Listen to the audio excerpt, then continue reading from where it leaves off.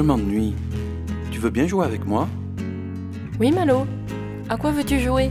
Je ne sais pas. 1, 2, 3 soleil, par exemple. D'accord. Allez, c'est parti.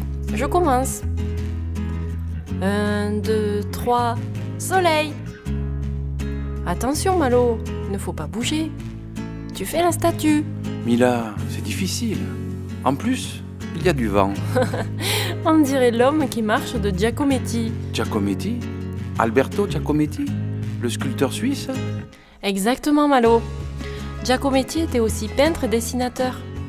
Il a commencé par appartenir au mouvement cubiste, puis au surréalisme avec André Breton. Et ensuite, il s'en est éloigné avec ses portraits et l'art figuratif. Eh bien, je n'ai pas tout compris, mais il a changé au fil des années. Giacometti a été longtemps l'ami de Picasso.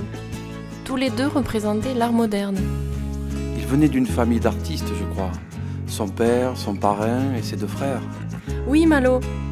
Diego, l'un de ses frères, lui servait même de modèle. Regarde ce portrait, par exemple. On connaît surtout Giacometti pour ses silhouettes toutes fines, grandes ou minuscules. Ses corps posés sur la terre comme des ombres.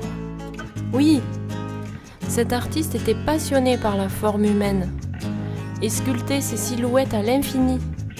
Il mettait en relation le corps et la nature.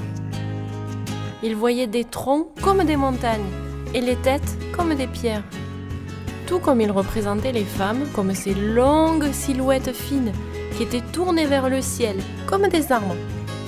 Les hommes, par contre, il les représentait comme des rochers, une pierre. Donc c'était davantage des bustes tassés. Je ne suis pas tassé, moi.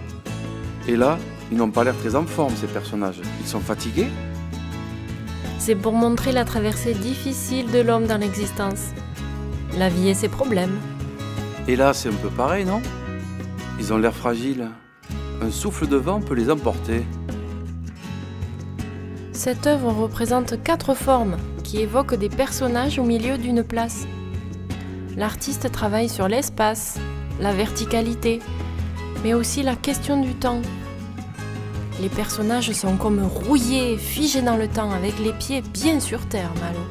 Ah, d'accord. Mais dis-moi, Mila, c'est Giacometti qui a sculpté une tête avec un long nez comme Pinocchio? Oui, Malo. Il est bizarre et rigolo en même temps. Et que fait-il dans ce cadre? Le cadre représente l'espace mental. Ce à quoi tu penses, si tu préfères. On dirait qu'il est enfermé, quoique le nez dépasse. Mais Giacometti ne mettait jamais le nez dehors, puisqu'il ne quittait presque pas son atelier. Tu as raison, Malo. Il n'a pas créé que des corps. Il était passionné par l'art grec et africain. Il a fait cette table aussi. Elle n'a pas l'air très stable. Tu as vu les pieds? Oui, c'est angoissant.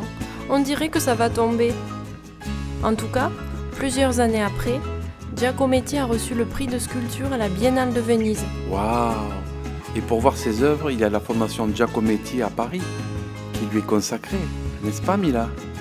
Oui, Malo, c'est tout à fait ça. Bon, on la reprend cette partie de jeu? Allez, c'est à toi de compter. Je vais faire la statue. Attention de ne pas rester comme ça toute ta vie après. Ne t'en fais pas, Malo. Je veux jouer, courir, vivre. Alors jouons. 1, 2, 3.